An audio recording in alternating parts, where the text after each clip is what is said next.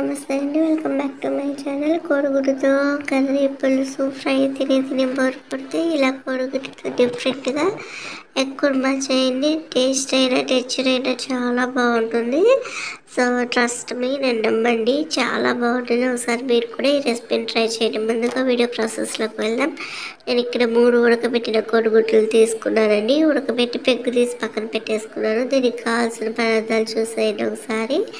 ఇప్పుడు stove on చేసి pan పెట్టేసుకొని ప్యాన్ వేడైన తర్వాత ఒక ఇంచు దాల్చిన చెక్క, 2 లవంగాలు, 2 యాలకులు వేసుకొని ఇవి కొంచెం ఫ్రై అయిన తర్వాత 2 టేబుల్ స్పూన్ల పల్లీలు కూడా వేసుకుందాము. అలానే 2 టేబుల్ స్పూన్ల ఎండు కొబ్బరి ముక్కలు కూడా వేసుకొని ఇవి కొంచెం రోస్ట్ అయ్యేదాకా లో ఫ్లేమ్లో పెట్టుకొని ఫ్రై చేసుకుందాం అనమాట. ఇవి ఫ్రై అయిన తర్వాత 1 టేబుల్ స్పూన్ జీడిపప్పు పలుకులు కూడా వేసుకొని కొంచెం బాగా క్రిస్పీగా ఫ్రై చేసుకుందాము. లో ఫ్లేమ్లో పెట్టి చేయండి ప్రాసెస్ అంతా. హై ఫ్లేమ్లో పెడితే మాడిపోయి కర్రీ టేస్ట్ అంతా బాగుండదని చెప్పేసి ఈ పల్లీలు, కొబ్బరి కొంచెం ఫ్రై అయిన తర్వాత ఇందులోకి 1 టీ స్పూన్ జీలకర్ర వేసుకుందాము. అలానే 1 టేబుల్ స్పూన్ జీడిపప్పు పలుకులు కూడా వేసేసుకొని ఇవి కొంచెం ఫ్రై అయిన తర్వాత వేయించుకొని వీటిని తీసి పక్కన పెట్టి చల్లారిన తర్వాత మిక్సీ జార్లోకి వేసుకుందాము.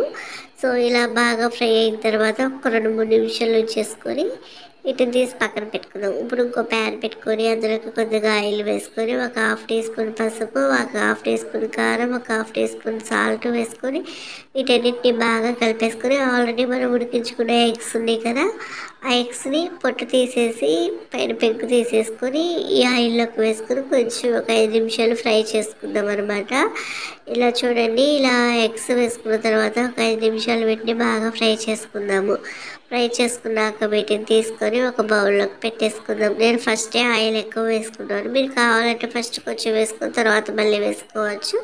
సో ఒకేసారి ఆయిల్ కొంచెం ఎక్కువ వేసాను. ఇలా ఫ్రై అయిన ఎగ్స్ని తీసి ఒక పక్కన పెట్టేసుకొని ఇప్పుడు అదే ఆయిల్లో 1/2 టీ స్పూన్ జీలకర్ర వేసుకొని జీలకర్ర వేగిన తర్వాత ఆనియన్స్ ముక్కలు వేసుకుందాము. ఆనియన్స్ కూడా ఫ్రై అయ్యేటప్పుడు 2 రెమ్మల కరివేపాకు రెమ్మలు వేసుకొని వీటన్నిటిని బాగా ఫ్రై చేసుకుందాం. ఇది ఫ్రై అవుతూ ఉంటుంది. ఈలోపు మనం ఇందాక ముందుగా వేయించుకున్నాము కదా జీడిపప్పు, పల్లీలు, వాటిని కోర్సుగా ఇలా గ్రైండ్ చేసుకోవాలి. ఈ కోర్సుగా గ్రైండ్ చేసుకున్నాక టమాటాని 1 మీడియం సైజులో ఉన్న టమాటా ముక్కలుగా కోసి కొద్దిగా వాటర్ వేసి పేస్ట్ లాగా పట్టుకుందాము. ఇలా పేస్ట్ లాగా చేసుకునే టమాటా మిశ్రమాన్ని ఆనియన్స్ వేగేటప్పుడు ఈ టమాటా పేస్ట్ కూడా వేసి బాగా కలుపుకుందాం. 2-3 నిమిషాలు ఇలా కలుపుకున్నాక 2 పచ్చిమిర్చి చీలికలు, 1/2 టీ స్పూన్ పసుపు, 1 టీ స్పూన్ కారం, కొద్దిగా సాల్ట్, రుచికి తగ్గట్లు 1 టీ స్పూన్ గరం మసాలా వేసేసి వీటన్నిటిని బాగా కలుపుకొని ఇప్పుడు వీటిల్లోకి 1 కప్పు వాటర్ పోసుకొని ఇవన్నీ కూడా బాగా ఇలా తుకతుక మరగాలండి వాటర్. ఈ టైంలో ఉప్పు కారం చెక్ చేయండి. మాకైతే అన్నీ కరెక్ట్గా సరిపోయి ఇప్పుడు మనం ఉడికించి ఫ్రై చేసుకునే ఎగ్స్ని ఈ గ్రేవీలోకి వేసేసుకొని ఇదంతా కూడా ఒక 5-10 నిమిషాలు ఉన్నాక బాగా థిక్ కన్సిస్టెన్సీ వస్తుంది. అప్పటి వరకు వీటిని ఇలా మనము ఈ గ్రేవీలో ఉడికించుకున్నాము అనమాట.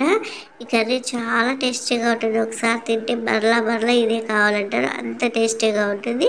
ఇప్పుడు గ్రేవీ థిక్నెస్ వచ్చాక స్టవ్ ఆఫ్ చేసేసుకొని ఒక బౌల్లోకి సర్వ్ చేసుకొని మీ దగ్గర ఉంటే కొత్తిమీరతో గార్నిష్ చేసుకుంటే ఎంతో టేస్టీగా ఉండే ఎగ్ కుర్మా రెడీ అయిపోయింది. సో ఇది రైస్, రోటీ, బిర్యానీలోకి దేంట్లోకైనా బాగుంటుంది. వీడియో కనుక నచ్చినట్లయితే లైక్ చేసి, షేర్ చేసి, సబ్స్క్రైబ్ చేయండి. థ్యాంక్